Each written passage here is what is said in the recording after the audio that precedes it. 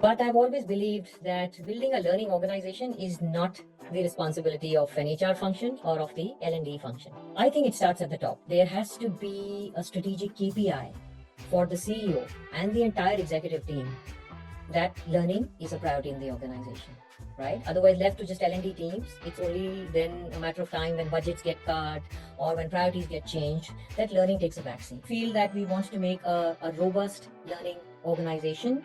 The CEO and his executive team needs to take ownership. There may be a firm which may think the learning is top priority, but maybe it's not actually. So how do you figure out really? I mean, what's the real brutal test for a leader to know whether it's really a priority? You know, what kind of indicators are there through which you can judge, you know, what they're saying it, but probably they don't mean it that much? Yeah, that's a great question, Prasad. I think leaders need to walk the talk, right? Just putting it in a shared vision or putting it as a priority and not backing it up with their own personal time and their own personal sharing, right? And showing that commitment to the people in the organization, that's really critical. If they're not doing it, then it's definitely, not a priority for them.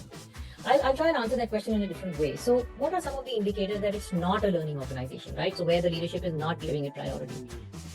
And I think that if the organization is unable to innovate and there's lack of innovation in a company or an organization, that's one indicator, right? Second is retention. And I think the third one could be that, how competitive are you within your own industry?